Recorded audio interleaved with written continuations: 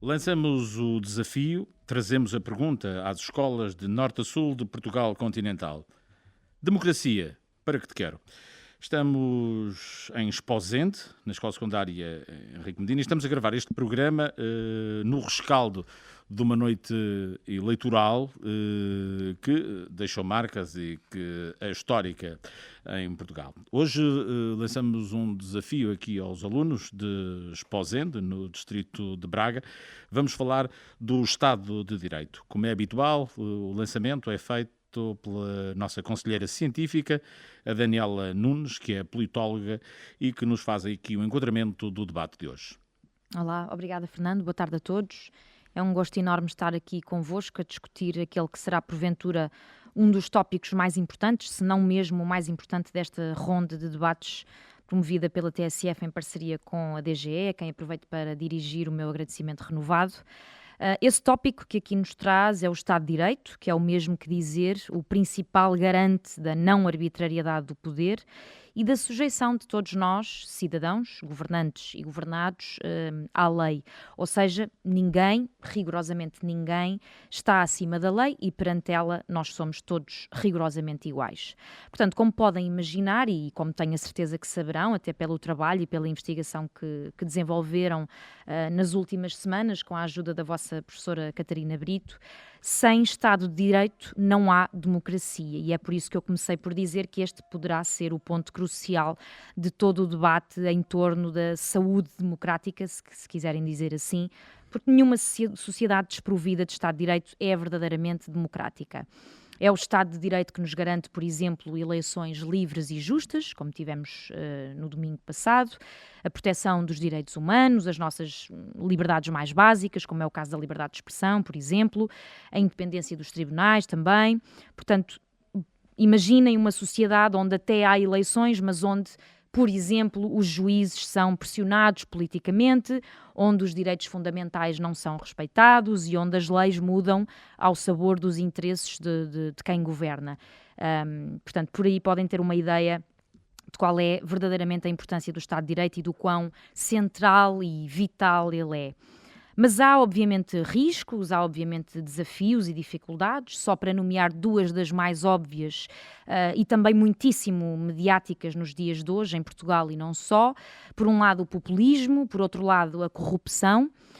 Não sei se vocês vão explorar estes dois riscos em particular nas vossas intervenções, mas estou curiosa para saber e para vos ouvir falar sobre este que definitivamente não é um detalhe técnico, não é? Mas é um dos principais pilares democráticos, que é o Estado de Direito, por isso desejo boa sorte a todos. Força!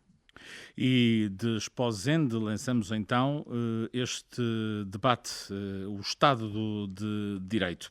Temos alunos do 11º e do 12º ano. Dou as boas-vindas a todos, temos dois painéis.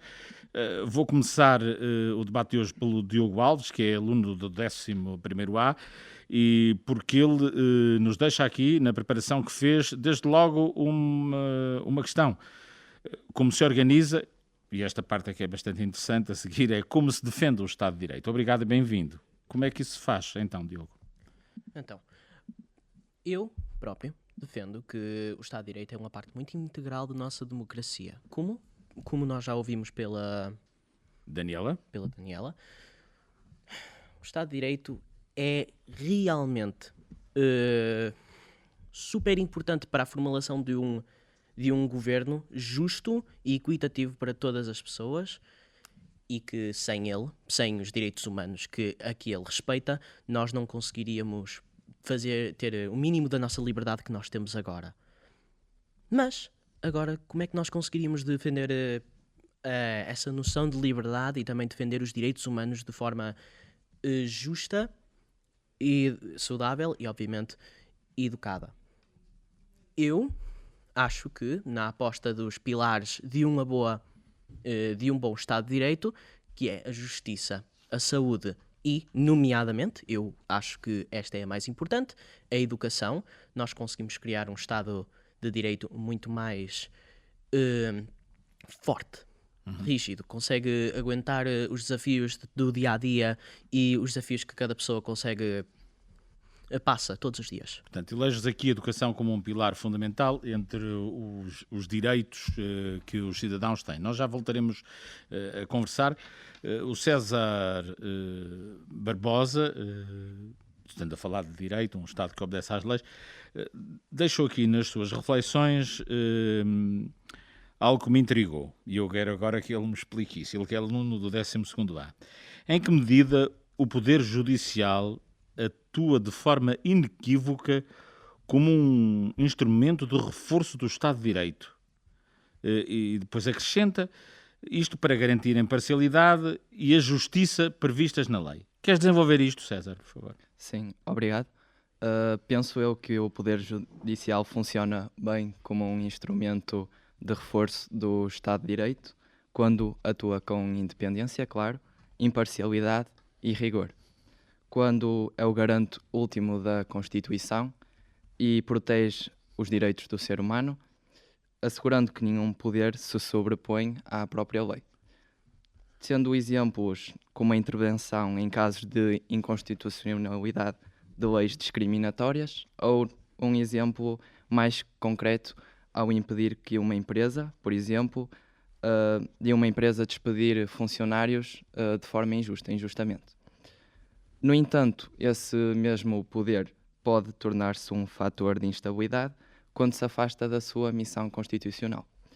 Exemplos como decisões incoerentes ou casos mediáticos em que figuras influentes económicas, tanto económicas como políticas, escapam à justiça e revelam essa falha estrutural. Uhum. Queres dar algum exemplo? Te recordas assim de alguma coisa? Do que são essas falhas assim? Sim, posso dar um exemplo específico. Por exemplo, não me recordo do ano, talvez 2012, o caso do Banco BES, Ricardo Salgado, com a promessa de juros mais altos. Sim. Aconteceu uma fraude nesse ano e muitas pessoas que com diversos valores, muito dinheiro nesse banco, perderam tudo e ficaram sem nada, sendo esse um e ainda exemplo. ainda não está resolvido. Exatamente. Ainda falta concluir. Sim, esse caso ainda não está resolvido. E aqui pegando naquilo que tu dizes, é quando é aí que se torna falacioso e produz instabilidade democrática, é por isso que dizes isso Sim, da tua nesse argumentação? caso não foi implementada a justiça que devia ter sido feita. Agora vou ao José Barros, que também está connosco aqui neste primeiro painel e que deixa aqui uma provocação, ainda antes de lançar depois a sua argumentação. Mas ele escreveu assim, e é por aqui que eu quero ir. Em Portugal, um país dito democrático. Ora, desenvolve lá isto, por favor. Obrigado por colocar essa questão. Ora, Portugal, um país dito democrático. Quando nós dizemos que dito democrático é porque achamos que não é bem democrático. É isso que queres dizer? Não. Neste contexto não era isto que eu me estava a referir. Então pronto. Então mas então diz lá, desenvolve lá a tua ideia. Estava-me a referir mais a Portugal, um país que é intitulado como democrático, diz-se mesmo que existe uma democracia em Portugal. E depois segue-se a minha questão, refiro-me mais à saúde, mas refiro-me à democracia no sentido de que é um sistema político e social e depois, posteriormente, a origem da palavra, como a partir dos vocábulos tem origem mesmo na Grécia Antiga, esta palavra democracia, no demos, referente ao povo, neste contexto a população portuguesa, e kratos, o governo. E diz-me uma coisa, José, que eu fiquei aqui assim, um país dito democrático, eu estava a ver o que é que tu nos ias trazer hoje aqui, se não achavas que fôssemos democracia, mas para ti não há dúvida que somos uma democracia. Sim, não há dúvida. Estamos aqui a falar hoje do Estado de Direito em Esposende. Vou passar a palavra ao Lucas Penteado, que também nos deixou aqui na preparação disto, e recordo que nós não temos qualquer interferência nisto, isto é preparado com os professores de cada escola e que nos traz aqui como temática de reflexão os direitos humanos. E ele deixou uma questão. Pode-se questionar se estes princípios que estão consagrados na Constituição da República Portuguesa são passíveis de serem observados, ou se existem realmente na sociedade de hoje. Ora, vamos lá, Lucas, estou intrigado. Sobre estes princípios, que estão Sim. concatenados na Declaração Universal dos Direitos Humanos, podemos ver que, sendo Portugal um país, um governo que atua em consonância com a Declaração Universal dos Direitos Humanos, passo a citar o 16º artigo da Constituição Nacional, que os preceitos constitucionais e legais relativos aos direitos fundamentais devem ser interpretados e integrados de harmonia com a Declaração Universal dos Direitos do Homem. Visto isso, podemos começar a questionar se neste Estado de Direito, se estes princípios que os direitos humanos defendem são realmente observáveis na atualidade Em Portugal. em Portugal. E são? A tese que eu defendo é de que nem todas as vezes são observados totalmente estes artigos, e posso começar já Força. num dos pilares mais importantes, um dos pilares do Estado de Direito, a justiça, de que está presente no artigo 7 da Declaração Universal dos Direitos Humanos. Passo a citar que todos são iguais perante a lei e têm direito, sem qualquer distinção, à igual proteção da lei. E também o artigo 8, todo ser humano tem direito a receber dos tribunais nacionais competentes remédio efetivo para atos que violem os direitos fundamentais e que lhe sejam reconhecidos pela Constituição Sim. ou pela lei. Então, estes artigos não são executados totalmente, da perspectiva pessoal, pela observação da realidade, mas também pela observação de um estudo realizado por Pedro Magalhães, de que este conclui, ao inquirir a população, que 74% dos inquiridos consideram que a justiça funciona mal ou muito mal, e sendo as considerações, passo a citar, menos positivas, concentram-se no desempenho geral do sistema, incluindo rapidez, eficácia e eficiência. Este faz-me uma observação que as pessoas que dizem ter um contacto direto com este sistema da justiça, são as que tecem as críticas mais negativas, e o mesmo consegue concluir através disto, e também concluir de perspectiva pessoal, de que estas crenças, a descrença da população Sim. em relação a este sistema é um risco para a democracia, pois, segundo o mesmo, afetar a crença na própria democracia como um regime político. Então, sendo a falta de crença algo que é um risco para a democracia, pois a democracia, segundo Abraham Lincoln, já no século XIX, é o governo do povo, pelo povo e para o povo.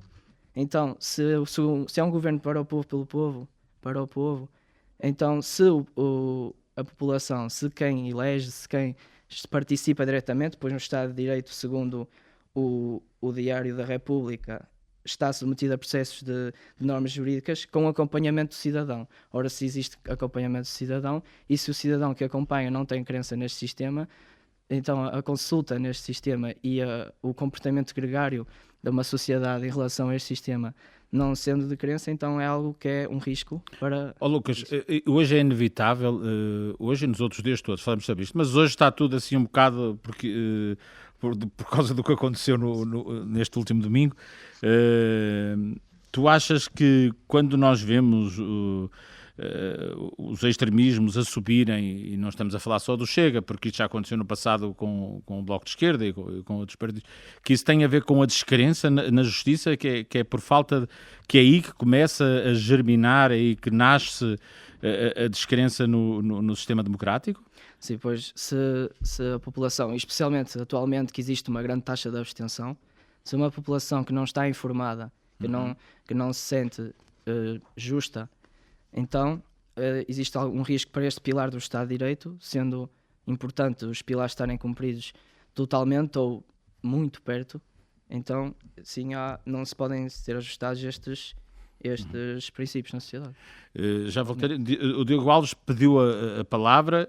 Diogo, faz favor. Olha, eu acho que o que agora estamos a falar tem muito a ver com o pilar que eu agora vou defender muito Sim. fortemente, que é a educação. Muitas vezes numa sociedade, quando existem estes tipos de crises de radicalismo, crises em geral, normalmente, elas não são um problema de um desses pilares estar instável o suficiente do ponto de, digamos que quebrar, não é? é muitas vezes por causa da falta de educação. Muitas vezes. Por exemplo, existem vários tipos de maneiras de as pessoas poderem acreditar que o nosso Estado tem uma justiça mal executada, pouco eficiente, pouco rápida. E nem sempre é porque factualmente isso acontece. Muitas vezes tem a ver com A percepção. assim, a percepção, a perspectiva que as pessoas têm no ponto de vista que têm. A própria mass media que expande-se por todo lado e que agora está a consumir cada vez mais cada segundo da nossa existência, pelos telemóveis, pelos computadores, pelas televisões. Isso tudo impacta os juízos críticos de cada pessoa. Sim.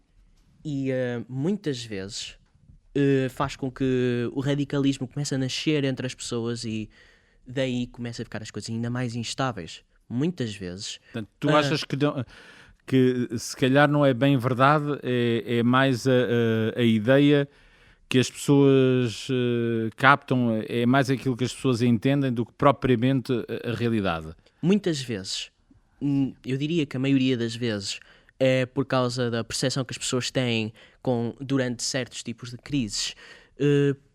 Pode, a certas alturas, esse tipo de visão ser justificada, não é? O governo ser corrupto, chamar-se de uma democracia e não ser, e daí acontecem revoltas e esses tipos de coisas todas. Mas muitas vezes, agora, principalmente, agora com as fake news, massa media, isso tudo, a colocar-se cada vez mais na vida das pessoas, acaba por ser mais feito, mais... Existe outro tipo de maneira que as pessoas interpretam o mundo que não é mesmo na realidade, e é por isso que a educação é tão importante. É parte do ser de cada pessoa, acompanha-a para sempre. E não só isso, mas também muda o julgamento, muda a maneira que as pessoas pensam e faz-las menos sucintas ao que eu chamo, ao que eu e várias outras pessoas chamam o negacionismo, uma parte muito, muito fundamental de todas as sociedades. Todas as sociedades têm... Nós já voltaremos. O César Barbosa. César, isto que o Diogo estava aqui a defender e a apresentar, nós ouvimos muitas das vezes este discurso. No entanto, o que dizem as estatísticas é que nós nunca tivemos uma população tão qualificada. Há aqui alguma contradição, não é? Mais estudos e, no entanto, agora, ao fim destes anos todos, eu estou-me a referir aos últimos 50 anos, se compararmos qual era a realidade portuguesa em 1974 com a realidade de hoje, diríamos assim, bem, não há razão para isto acontecer. No entanto, as coisas estão a acontecer. É verdade. No entanto, as coisas acontecem, principalmente nestes casos. A educação, aqui como o Diogo referia, é inequivocamente um instrumento profícuo para mover as mentes, mas a justiça, sendo um pilar da sociedade, também é importante, porque um homem não é só feito de palavras, mas também de ações. Já dizia, e agora já afirmava Agostinho da Silva, um filósofo português do século XX, não se muda o mundo sem antes mudar o homem. Portanto, é preciso que certas ações sejam feitas para que, de certo modo, consigamos garantir que a justiça existe e é aplicada da melhor forma. O tema, se calhar, não poderia ter sido melhor escolhido para o dia de hoje, e vocês estão a bater muito na questão, também estamos a falar do Estado de Direito, como é evidente, na questão da justiça. Há pouco o Diogo falava aqui na questão e isto é transversal em todos os debates, fala-se muito na comunicação, no papel dos mídias, no meio disto tudo. Tu separas as redes sociais da comunicação social em geral? Ou é igual? Eu separaria, porque as redes sociais são mais, como é que eu posso explicar, pessoais, personalizadas. São feitas para poder atender as pessoas e para fazê-las pensar em si mesmas. Muitas vezes, promoções, publicações e coisas que se veem nas redes sociais são feitas para grupos independentes, o que depois pode criar bolhas, certos tipos de realidades onde uma pessoa acredita que as suas crenças são muito mais frequentes e muito mais normais do que na verdade são, porque está mais rodeada entre essas crenças. Enquanto que a mídia em geral, jornais, TVs, isso tudo, são mais globais, tentam ser mais normalizados, mais Menos disruptivos. uhum, É isso? sim. E Ok. José Barros, queres acrescentar algo a esta discussão da questão da educação como sendo um pilar fundamental no esclarecimento das populações e que uma população, e o que tem sido defendido aqui esta tarde, já ouvimos aqui por vários intervenientes, que só a educação pode criar um mundo melhor? Esse é o sonho que nós temos todos vivido. Sim, gostaria de acrescentar, pelo que mesmo o Diogo disse, a educação é sem dúvida um dos pilares também fundamentais de um Estado de Direito, visto que sem educação não há conhecimento, não há nada disso, mas também isso, na minha perspectiva, acaba por se demonstrar um pouco também no ramo da saúde, visto que por vezes a falta de conhecimento e a ignorância das pessoas acaba por vir mesmo das redes sociais e da falta de informação, pelo espalhamento muitas vezes de fake news ou de notícias exageradas relativamente ao ramo da saúde, como por exemplo os tempos de espera incomensuráveis, de muitas horas de espera para uma mesma consulta. E aqui voltamos àquela questão, e tu achas que também é uma questão de percepção? Exato, acaba por ser uma É mais o alarido do que a realidade, é isso? Exato, porque as pessoas veem o extremo, mas acabam por não ver também o outro lado. Isso são casos raros que acaba por levar à crença das pessoas de que a saúde pública está numa fase de decadência. Isso mesmo nota-se num estudo elaborado pelo Observatório da Saúde da Unidade Europeia, que 3 em cada 4 portugueses confia muito no setor privado, ou seja, uma estatística de 75%, enquanto no setor público o valor é de apenas 56%. Ou seja, vê-se aqui uma grande discrepância entre a confiança no setor privado e no público. Isso estás a falar, portanto, de estudos que são feitos e que têm quase todos, como é evidente, como base inquéritos e o tratamento estatístico dos dados. Também achas que essa realidade é mais empolada do que corresponde na realidade, como disseste há um momento? Na verdade, não será tanto assim. Eu vou voltar aqui ao Lucas Penteado, que ele há bocado também citava aqui um estudo que tinha a ver com a justiça, porque no fundo nós estamos aqui a falar sempre de direitos e não o disse o José Barros, mas no fundo é uma saúde justa o que ele está a defender para todos. Lucas, também achas que é uma questão de percepção ou as pessoas têm mesmo motivos para estar descontentes? As pessoas podem ter motivos, mas muitas vezes também é de percepção, especialmente na área da saúde, e das pessoas confiarem na saúde privada. E mesmo que as pessoas sejam mais qualificadas ao longo dos anos, não quer dizer que por terem instrução tenham cultura, tenham curiosidade de saber, de pesquisar, de procurar saber sobre algo, de procurar saber se alguma notícia que viu é verdadeira ou falsa, de ter consciência, de ter discernimento sobre o que o rodeia e para ter esse conhecimento. Claro que a educação é muito importante, mas isso também vai de cada indivíduo. Eu posso dizer que o que tu estás a dizer é que as pessoas falam muito, mas pensam pouco? Muitas vezes há pessoas que tendem é da condição humana ter uma visão pessimista do mundo e ter essas visões, essas opiniões em relação a uma falta de crença em relação aos sistemas, muitas vezes pode afetar. Claro que o mau funcionamento é indubitável que será um grande motivo para o mau funcionamento de um Estado de Direito, especialmente este que com 3 pilares, se um está danificado, entre aspas, é algo que afeta este sistema de Estado de Direito. César, podemos fazer alguma coisa para mudar isto? Para sem queremos aqui ser muito paternalistas ou achar que somos melhores que os outros, para pôr as pessoas a pensar mais?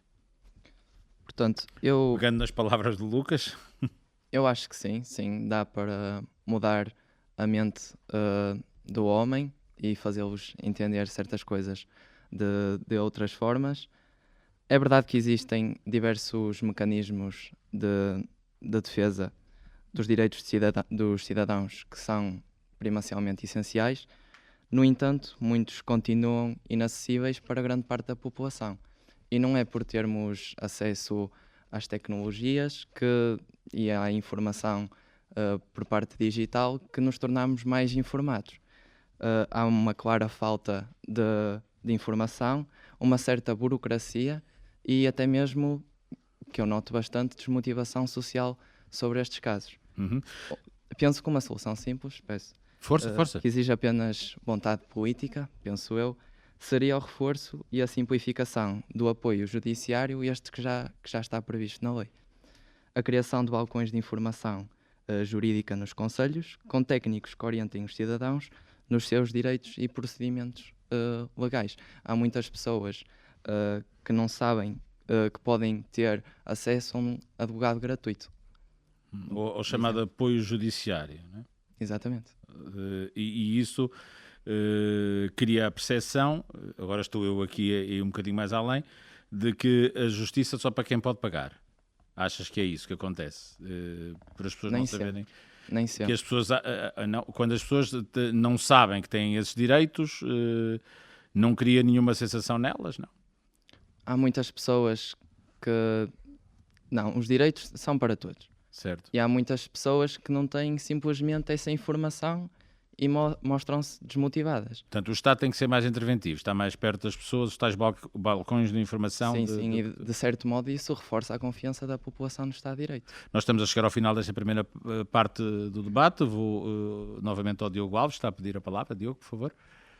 Olha, para acabar aqui esta pequena assim, discussão, eu iria primeiro gostar de complementar aqui o que o meu amigo ia dizendo, que é basicamente que realmente a educação é importante para assim, o conhecimento das pessoas, para que elas desenvolvam, para que elas aprendam e para que elas consigam pesquisar e trabalhar. E é daí que eu quero discutir o que disse sobre, por exemplo, que agora parece que existe cada vez mais pessoas que passam cada vez mais anos na escola e que andam a receber cada vez mais educação e, portanto, este problema iria desaparecendo. Bem, eu gostaria de mostrar a minha perspectiva e a minha perspectiva é que isto tem muito mais a ver com a condição humana. Nós, como humanos, temos esta tendência de olhar para o nosso mundo como preto e branco, bom e mau. E muitas vezes, quando, por exemplo, a nossa escola e os sistemas que nós temos de educação, que podem até não ser em casa, muitas vezes os pais não dão assim educação e discussão e reflexão em casa, o que é importante. Quando as pessoas vão para a escola podem achar uma seca, podem não querer saber do que é que se está a passar lá na escola, não podem até esquecer-se do que é que aprendem e existe uma razão do porquê é que estas coisas são aprendidas. Existe a razão de porque é que aprendemos história, para podermos ver os erros dos antepassados. Que nós, como humanos, repetimos a mesma coisa. Caímos, colocamos-nos em cima e caímos de novo. Existe uma razão de estudarmos ciência, porque nós temos que expandir os nossos conhecimentos, continuar com a nossa existência e combater os... Eu bem percebo, Diogo, o que estás a dizer, e para avançarmos, tu, no fundo, queres dizer, aprende que isto vai-te ser útil um dia. Mais ou menos. Lucas, achas que a escola ensina pouco a pensar e que só dá informação? Do que vejo e da minha perspectiva, a escola tem um intuito de ensinar a pensar, muitas vezes, de suscitar um pensamento crítico em todos os alunos. Porém, muitas vezes, e pela condição humana, como refere o Diogo, muitas vezes, quanto mais existe informação, menor é o interesse, pois há muita oferta e os alunos muitas vezes não estão interessados em pensar e atualmente com muito entretenimento que há no mundo e ao longo dos anos vai-se aumentando, este problema vai-se... Isso já nos levava para outra discussão, que é a diferença entre o entretenimento e o que é a informação. José Barros, queres acrescentar aqui, por favor? Gostaria também de acrescentar que, pelo que o Lucas acabou de referir, também agora com o surgimento das novas tecnologias como a inteligência artificial e entre outras, leva o ser humano, especialmente refiro-me a jovens como nós, utilizar cada vez menos o cérebro por preguiça e mesmo por estar disponíveis, Chat. O tal como por chat exemplo, GPT. está a um clique, e isso leva-nos a tornar-nos mais preguiçosos e, como tinha referido, a usar cada vez menos o cérebro. Uhum. César Barbosa, para concluir, sobre este mesmo assunto, falta pensar mais ou como é que nós fazemos? Ou é preciso, se calhar, debater mais? Eu não quero dizer explicar, porque isto já não vai lá com explicações, se calhar. Ensinar as pessoas a usar melhor as ferramentas. Se calhar sim, precisamos, toda a gente sabe debater, toda a gente deve saber debater, toda a gente deve saber pensar e refletir sobre as coisas que acontecem. Mas agora, referindo-me ao caso da inteligência artificial, o ChatGPT e outros, sim, elas são ferramentas muito importantes, mas não devemos nos apoiar só nelas. Devemos saber refletir, devemos saber fazer as coisas por nós, mas também podemos usar o auxílio dessas mesmas ferramentas para outros usos. É isso mesmo, acho que isso tem que ser olhado como uma ferramenta. Sim, E não como Deus. Vou às notas intermédias da Daniela Nunes, que é a nossa conselheira científica nesta iniciativa da TSF em parceria com o Ministério da Educação. Bem, notas intermédias. Eu começaria por dizer que tendo a concordar com vocês no que diz respeito à existência efetiva de uma certa hiperbolização de algumas problemáticas sociais, nomeadamente pelas e nas redes sociais. E acrescentaria apenas sobre isso que a mim me parece que o que acontece é uma certa universalização de questões e de problemas regionais ou locais que lhes imprime uma importância e um caráter nacional que eles não têm. Por exemplo, e só para pegar aqui numa questão em que vocês também pegaram, a questão da saúde é flagrante. O que se passa nas grandes áreas metropolitanas de Lisboa e do Porto, que se passa, efetivamente, portanto é uma situação caótica, não se passa certamente aqui em Braga ou em Évora. E, portanto, existe de facto a impressão de que o país e de que a saúde no país está caótica, quando, na verdade, muito provavelmente este é um problema regional e não nacional. Depois, para fugir aqui também um bocadinho à questão da saúde e pegar noutros pontos de que vocês falaram, o Diogo destacou aqui a educação, e eu concordo, como um pilar fundamental do Estado de Direito e, sobretudo, como um caminho para um conhecimento e para um julgamento instruído, para seguir a linha do que ele dizia também, mas e como sempre, e como também dizia aqui o Fernando, há sempre um foco, ainda tenho que descobrir porquê, no final desta ronda de debates os alunos focam-se muito na questão do poder judicial, não sei se ainda bem ou se ainda mal, mas de facto aqui focámos-nos na importância da atuação independente deste pilar da democracia para garantir a sua idoneidade e também a sua imparcialidade. O Lucas falou particularmente na descrença como um dos riscos que corre atualmente o Estado de Direito em Portugal, e eu concordo inteiramente. Só temo é que soluções vai encontrar a população portuguesa para trilhar o caminho até ao regresso da confiança nas instituições, e em particular aquelas respeitantes ao poder judicial. Não sei se as eleições de ontem, ou o resultado das eleições de ontem, são um prelúdio muito otimista para esses caminhos e para essas soluções. Estamos na Escola Secundária Henrique Medina, em Esposende, no distrito de Braga. Democracia, para que te quero? É esta a pergunta que trazemos às escolas de Portugal continental de norte a sul.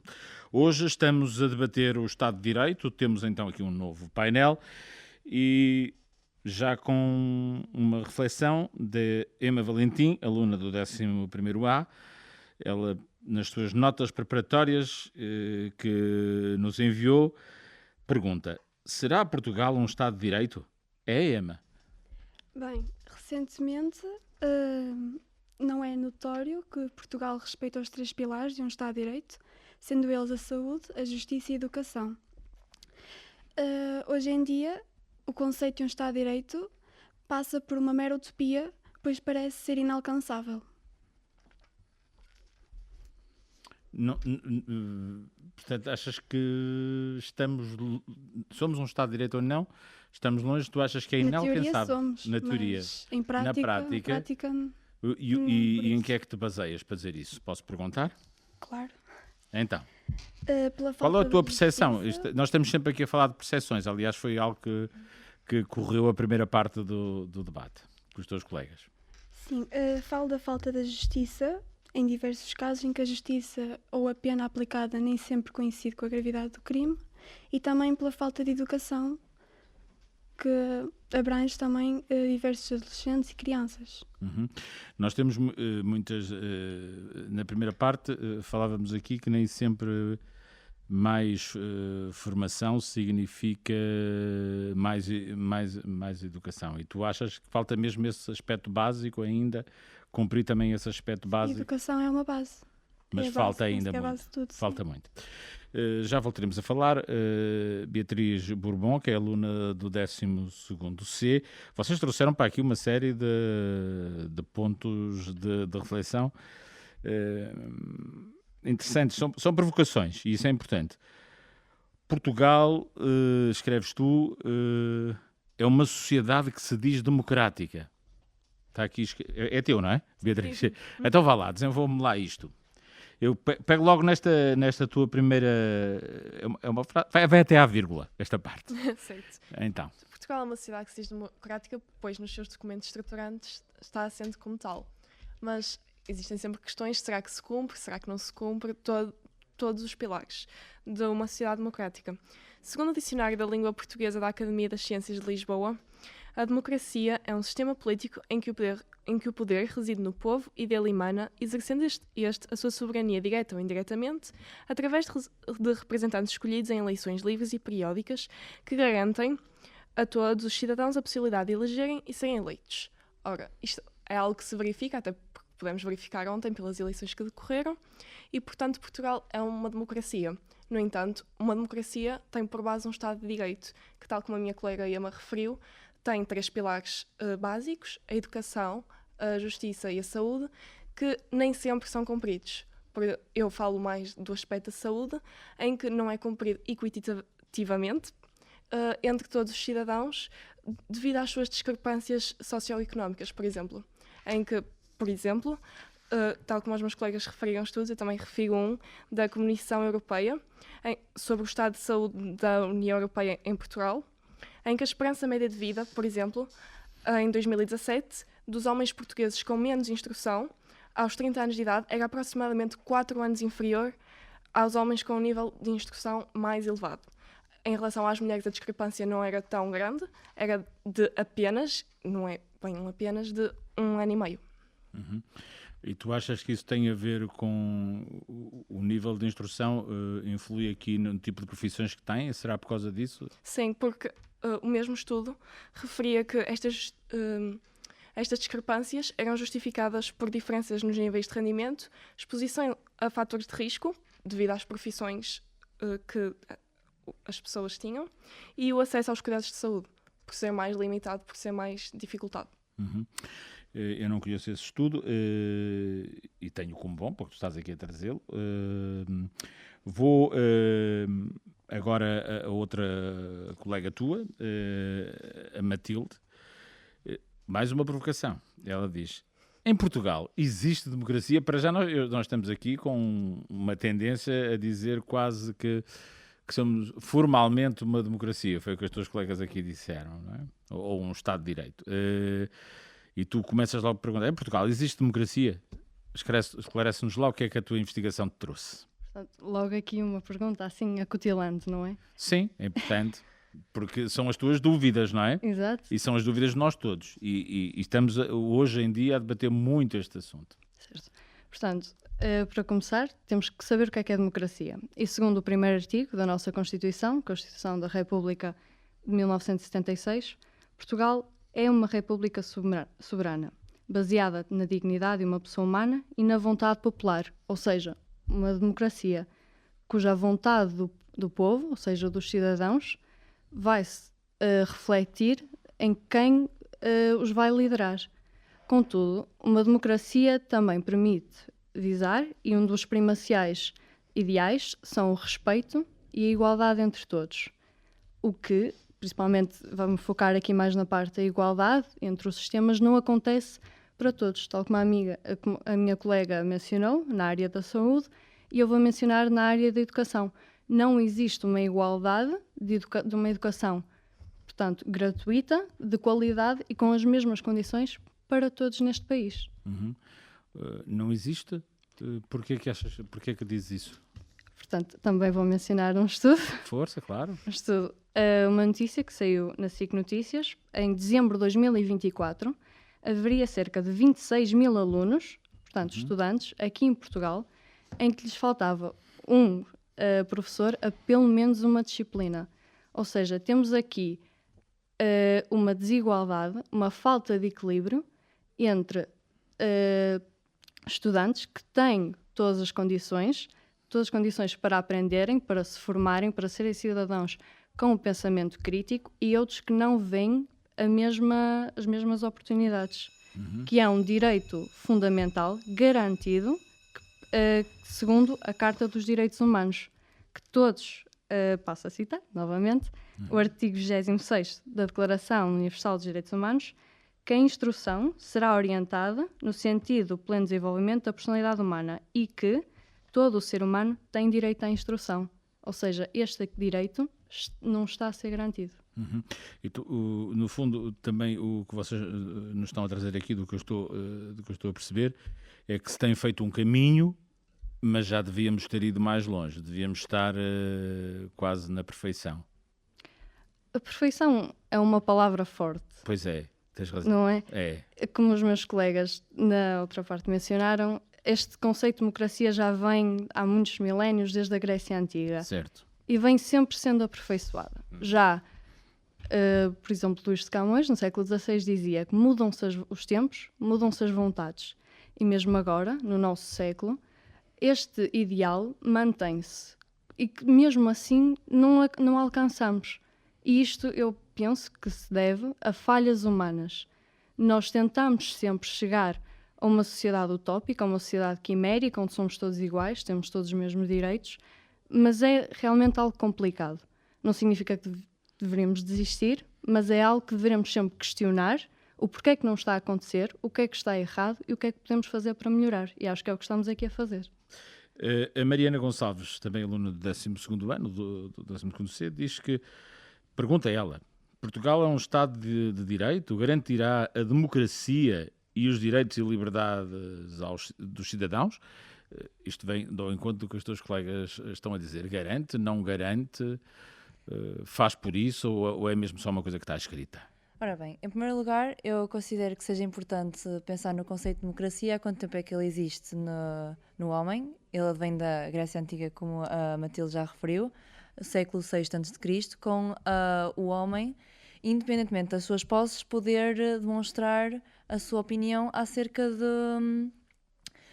dos seus líderes políticos. E esse conceito da democracia é extremamente importante para a estabilidade da sociedade e também só pode acontecer com um Estado de Direito. E eu considero que o Estado de Direito também, sem a parte da justiça e sem a parte da educação e da saúde, não pode funcionar. Mas o que é isso do Estado de Direito? Bem, o Estado de Direito é, segundo Aristóteles, sim, é o valor individual abaixo do valor total do resto da população. É a ética concatenada com a política. Porque, segundo Aristóteles, o direito existe para que a justiça prevaleça. E com isso eu gostaria de reforçar que a democracia é importante, deve-se manter. E gostei bastante do tema da democracia. Para que te quero? Esta pergunta retórica é muito importante porque ajuda a refletir acerca de o quão importante é a democracia na nossa sociedade. E acho que está muito bem formulada e ajuda aqui a pensar um bocado acerca do assunto. E serve-nos também para estarmos aqui hoje a Sim. falar e a debater tudo isto. Eu vou voltar aqui ao início da discussão, à Emma Valentim. Ela deixa E estes temas estão todos muito ligados uns com os outros. Estará a sociedade devidamente instruída para exercer a sua participação politicamente?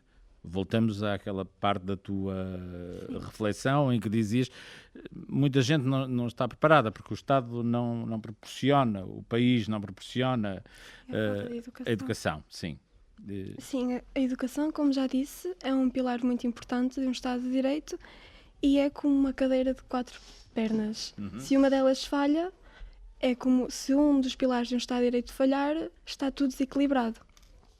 Então, se não houver educação, a sociedade não vai estar devidamente instruída e assim não vai conseguir exercer o seu poder de voto de um modo correto. O modo correto Sim. é da cabeça de cada um, não é? Sim, claro. Pelo menos com uma vontade esclarecida. Sim. É mais isso, não é? Sim. Porque o meu modo correto pode não ser o teu. Claro, não é? claro. Nós temos aqui. O que é que tu achas alguma solução que tu encontras aqui? Tu focas-te muito na educação. O que é que falta, ou o que é que se pode fazer no imediato para que as coisas se alterem, essa realidade? Achas, eu volto ao início da primeira parte do nosso debate quando eu dizia, mas as estatísticas dizem que nós temos a população mais qualificada, mais instruída de sempre, e no entanto nós confrontamos-nos com esta realidade em que era o Ricardo Luz Pereira, eles só falam e depois não se chega a lado nenhum. O que é que tu achas que poderia ser feito? Que a nível da instrução, correto, nas escolas, Sim. Os alunos começassem a ter a noção do conceito de um Estado de Direito, da democracia, de como funciona, assim conseguiam, voltando também à pergunta, exercer a sua participação politicamente de modo mais esclarecedor, como disse. Beatriz, Bourbon, estavas a pedir a palavra. Sim, para responder à sua pergunta, eu acho que uma das coisas mais fundamentais que se deve fazer de imediato é fomentar o pensamento crítico nas escolas, pois hoje em dia a escola forma como se fossem máquinas, porque está sempre a dar as mesmas aulas, no sentido em que os alunos estão na escola para aprender aquelas matérias e para saírem dali saberem a história do país e tudo o que se passou. No entanto, não têm bases suficientes para poder refletir acerca da mesma, por exemplo, pois hoje em dia é dada aquela matéria para realizar aquele teste num determinado dia e passado uns tempos... Para cumprir o programa. Sim, curricular. e passado uns tempos, acho que falo pela maior parte dos alunos, já se esqueceram de tudo aquilo que deram e não têm as bases mais importantes para a vida, que é refletir acerca de tudo. No debate anterior, os meus colegas falaram sobre os mass media e sobre a disseminação de fake news, e se existir pensamento crítico, é mais fácil combater esse problema que tem sido um dos maiores nos últimos anos. Mas tu achas que as pessoas não têm noção do que é informação falsa ou informação fabricada? Acho que as pessoas têm noção, não têm vontade nem bases para saber pesquisar acerca da mesma. Por exemplo, se hoje em dia aparece uma notícia no Instagram, por exemplo, ou no TikTok, que são as aplicações mais utilizadas pelos jovens, eles simplesmente acreditam que aquilo é verdade e não tentam procurar mais acerca do assunto, não tentam realmente investigar em fontes fidedignas acerca desse mesmo tema. Portanto, a escola tem que se adaptar a estas novas realidades e começar a incutir nos alunos... Através do pensamento crítico, porque porque a escola não pode dizer aos alunos isso está errado, tens que fazer assim. A escola tem que permitir aos alunos terem as bases para eles próprios terem a vontade de pesquisar mais acerca do assunto. De buscar informação. Mariana Gonçalves. Eu gostaria de complementar a ideia da minha colega Beatriz. Não considero que seja apenas a educação em si, mas mais a imprevisibilidade muitas vezes de algumas situações. Por exemplo, a desinformação, e como a Beatriz falou, tanto nas redes sociais como nos mass media, etc., às vezes causa um pouco incerteza e muitas vezes, não só na educação mas também na justiça, ocorre muito a imprevisibilidade, por exemplo, no julgamento. Quando o julgamento demora meses, anos a acontecer, as pessoas geram um clima de desconfiança, um clima de pouca estabilidade, e agora gostaria de citar o artigo 12 dos Direitos Humanos. Ninguém sofrerá intromissões arbitrárias na sua vida privada, na família, no seu domicílio e na sua correspondência, nem ataques à sua honra e reputação. Ataques à sua honra e reputação. Uma pessoa que esteja a ser julgada, mas que o julgamento demora muito a ser desenvolvido, tem a reputação manchada. Uma pessoa que seja acusada de cometer um crime, mas contudo o seu julgamento demora meses e anos a acontecer, essa pessoa é considerada como... Mariana, tu achas que há um abuso da justiça? Não considero que seja muito um abuso, porque não acho que seja propriamente propositado, porque às vezes a situação é Mas o que complicada. está a dizer é que pelo menos não é ponderado, não é? Sim, não é muito ponderado. Eu tenho aqui uma estatística do Instituto Nacional de Estatística, Sim. em que diz que existem casos que demoram 59 meses a serem avaliados. 59 meses é São muito 5 tempo. anos. Sim, é muito tempo. E também tem aqui, segundo a aprovação do Código Penal, paralelamente, o combate à criminalidade não pode deixar de assentar numa investigação rápida e eficaz e numa resposta adaptada dos tribunais.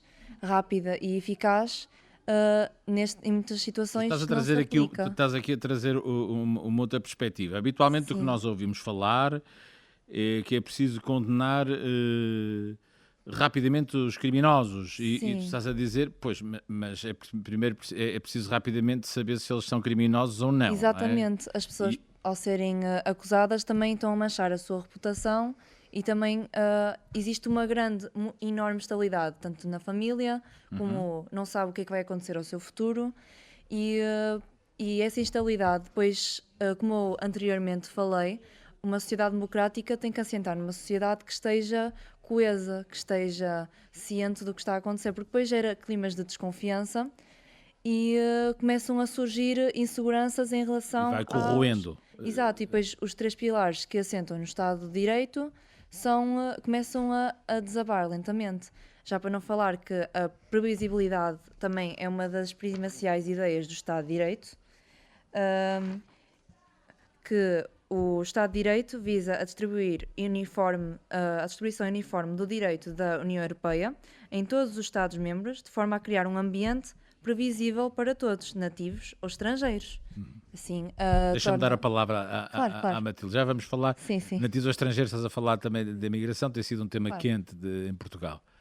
E na Europa e no mundo. Sim. Eu Sim. gostaria de acrescentar também aqui o que o meu colega estava a dizer Matilde, força. do clima de insegurança e de instabilidade e também o que foi há pouco discutido, com o que disse de que cada vez mais há pessoas licenciadas e cada vez mais há pessoas com maior nível de instrução. Contudo, acho que é profícuo sublinhar, a instrução não corresponde ao conhecimento e a instrução não corresponde à capacidade de pensar criticamente sobre as suas ações e as dos outros. Ou seja, este poder que a Mariana estava a falar de saber olhar para fora e saber dizer em si o que está certo ou não e desculpe, não foi a Mariana, foi a Beatriz. Sim. E não apenas olhar os dados, mas saber em si se estão verídicos ou não, saber procurar se são ou não, é de extrema relevância. E também é isso que a educação nas escolas procura fomentar e aumentar, até porque temos a disciplina Cidadania, que não forma pessoas com conhecimentos, mas cidadãos capazes de funcionar em sociedade. Diga? E forma mesmo? Tendo a informar. Procura. Beatriz, o que é que tens a acrescentar sobre aquilo que as tuas colegas aqui trouxeram à discussão? Eu concordo com o que ambas disseram, Sim. mas em relação à disciplina de cidadania, acho que apesar do conceito da disciplina ser bastante importante, acho que não é que não seja aplicada de forma correta, acho que Sim. falta vontade da parte dos alunos de quererem efetivamente estar lá e perceber o que é que está a passar no mundo e de se formarem como melhores cidadãos. Sim, mas temos aqui falado muito, já na primeira parte aconteceu, uma escola que pensa, ou melhor, não é uma escola que ensina a pensar, que estimula o pensamento, é disso que nós estamos a dizer. Mas são necessárias também as bases, tem que haver as linhas mestras, senão então vamos todos pensar, Claro mas com que bases, não é? Claro que tem que haver as bases de uma sociedade, de um Estado de Direito, que têm que ser instruídas aos alunos. E a partir daí fomentar o pensamento crítico nos próprios alunos, de modo a que eles possam refletir acerca deles próprios, acerca do mundo e das pessoas que os rodeiam. Porque só assim é que se consegue atingir um ponto em que todos temos consciência daquilo que estamos a fazer e por exemplo, em quem é que vamos votar ou aquilo que pretendemos fazer. Voltamos à questão do votar em consciência. A Mariana Gonçalves, estavas aqui a introduzir há pouco um tema que era da imigração, não é? E tu querias dizer, e eu cortei-te a palavra para ouvir as tuas colegas. Diz, por favor, o que querias dizer. Eu não estava bem a falar da imigração, mas é assim, o conceito de Estado de Direito, todos os Estados-membros têm, apesar de respeitarem as suas tradições, as suas Estados-membros da União Europeia. Sim, Estados-membros da União Europeia, apesar de respeitarem a sua cultura, o conceito mantém-se mais ou menos coeso ao longo de todos os países que admitem este conceito e tende a fornecer uma previsibilidade tanto nos julgamentos, nas formas de vida. Por isso é que eu referi aos estrangeiros. Não estava bem a falar de imigração, porque acho que isso é um tema à parte já, mas mais em termos de, não sei, mas mais em termos de, não é só Portugal, mas sim todos os países Estados-membros e todos os que passam de um Estado-membro para outro e gostariam de encontrar as mesmas condições e a mesma igualdade perante a justiça. Sim. No meu caso, a justiça. Sim. Tu és sempre, portanto, consideras que é uma parte fundamental. A Emma Valentim, que foi a primeira a intervir nesta segunda parte do debate, fala da equidade entre todos os cidadãos, mas mais nesta questão da educação, que ela tem debatido muito. E sobre a justiça, Emma, há justiça? Ou também tens esta falta de confiança na justiça em Portugal? Que se pratica Sim, também existe falta de confiança. A justiça nem sempre é cumprida ou aplicada de um modo que deveria ser. Como, por exemplo, como também referi, a justiça não é aplicada de acordo com a gravidade dos casos. Como, por exemplo, no seguinte artigo da CNN, abusos sexuais de menores aumentam, mas detenções diminuem. A falta de justiça, como o Estado de Direito está concatenado com os direitos humanos, e a falta de justiça viola também o artigo 6 e 7, passando a citá-los. Uhum. Bem, e que nós temos aqui recorrido muitas vezes. O que é interessante, esta nossa... Mas isso depois fica para a Daniela Nunes refletir sobre isso. Esta nossa desconfiança constante, mas nós vamos sempre buscar a lei. Mas a lei diz isto, a lei é justa, está aqui escrito. Se calhar somos mesmo uma democracia, não é? Portugal intitula-se. Bem, o artigo 6. Todos os indivíduos têm direito ao reconhecimento em todos os lugares da sua personalidade jurídica. E artigo 7. Todos são iguais perante a lei e, sem distinção, têm direito a igual proteção da lei. Todos têm direito a proteção igual contra qualquer discriminação que viola a presente declaração e contra qualquer incitamento a tal discriminação. Uhum. Aqui tu citaste agora aí um estudo e, como é evidente, os estudos têm uma base também estatística. Quando vocês veem esses estudos, também procuram ir buscar mais informação? Se há outros estudos que dizem coisas diferentes sobre o mesmo tema, ou como é que eu hei de dizer isto? Ou aquele estudo encaixa nas tuas convicções e já chega? Eu tento procurar um estudo que seja como base e que justifique o que estou a tentar afirmar e que prove o que estou a dizer. Exatamente. Desculpa, Beatriz, queres acrescentar algo? pessoalmente, eu quando encontro um estudo, eu tento confirmar se existem outros que o suportem, pois uma coisa é um estudo Ou que o realizado... contradigam. Exatamente. Uma coisa é um estudo realizado por uma entidade, outra coisa é outro estudo realizado por outra entidade. Existem discrepâncias, por exemplo, em termos de anos, a diferença ao longo dos anos, e em termos de as pessoas inquiridas, também altera muito os resultados do estudo. Desculpa. Das experiências mais ricas que podemos, pelo menos eu pessoalmente, que recolhemos desta iniciativa, é que ainda ninguém desistiu da democracia, Mariana. Sim. A democracia continua a ser muito, muito importante para manter, mesmo que não seja completamente aplicável, os conceitos que nós já temos abordado são muito importantes para manter a sociedade calma e os direitos, as liberdades, etc. E termos esperança, Matilde. Temos. Eu acho que temos. Sim. Não está tudo perdido, mas temos que apontar também os defeitos para conseguirmos evoluir. Desculpa. Eu gostaria só de realçar que é assim, apesar de... Mariana de Gonçalves, da aluna do 12º C. Sim, eu gostaria de realçar que apesar da nossa democracia pode não ser perfeita, mas também o nosso país encontra-se em muito bom... Temos muita qualidade de vida.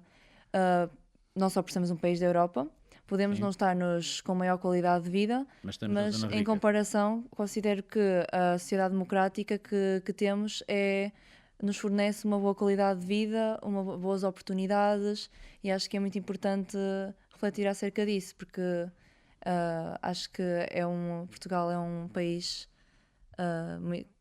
que aplica bem o suficiente a democracia. E a democracia é algo que vai evoluindo. Quando nós olhamos para a democracia grega, hoje estaríamos a dizer, meu Deus, o que é isto? Isto chama-se democracia?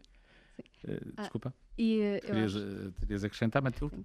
Eu acho importante olharmos, hoje estamos a falar de Portugal, que é muito importante, mas também é preciso relembrarmos que não somos só portugueses, mas somos também europeus e membros de uma comunidade cujos primaciais, portanto, ideais, e onde se formou a comunidade europeia são nos valores da democracia. E a partir do momento em que todos os países europeus, todos nós lutemos por uma liberdade mais democrática, eu acho que vale a pena continuar a lutar para isso, enquanto acreditarmos todos que seja possível.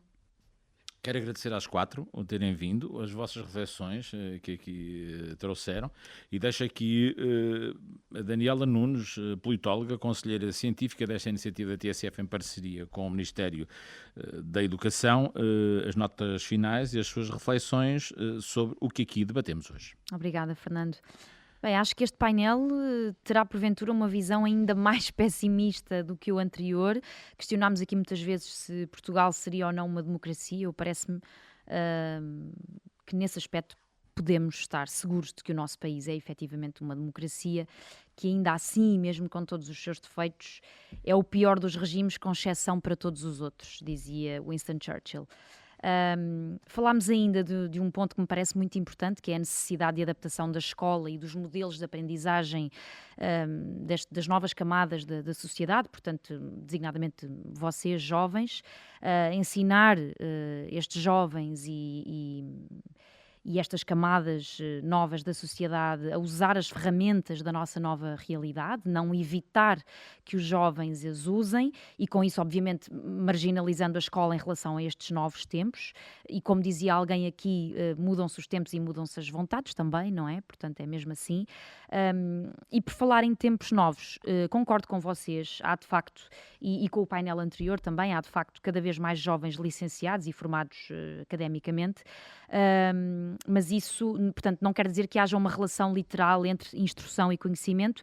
Esta questão parece-me a mim que também deriva, e isto não abona muito a vosso favor, deriva, pelo menos em parte, de um certo atraso geracional que nós todos estamos a viver em relação ao passado e que, por sua vez, deriva cada vez mais da infantilização dos jovens e da isenção cada vez mais prorrogada das vossas responsabilidades. A minha esperança, só para terminar, é que sejam vocês, os quase adultos, os primeiros a reverter esta tendência ou a dar os primeiros passos nesse sentido, porque é realmente urgente chamar-vos, a vocês jovens, à vossa responsabilidade, nomeadamente à vossa responsabilidade cívica, para combater alguns dos problemas que aqui debatemos nos 2 painéis. E sobre essa matéria gostava só de terminar agradecendo a um dos, eu já disse isto várias vezes, mas acho que é importante frisar, a um dos agentes cruciais deste trabalho que temos pela frente como sociedade, que são os professores. Por isso, obrigada a todos. O debate foi hoje sobre o Estado de Direito, em Esposende. Procuramos aqui trazer um espaço de reflexão. Estimulamos o pensamento, mas ele existe, ele está lá. Senão não poderíamos estar aqui a conversar, se vocês nada tivessem para dizer. Cuidados técnicos e sonoplastia do José António Barbosa, Rita Chantre e Líbia Florentino na imagem, a produção de Alexandra Almeida.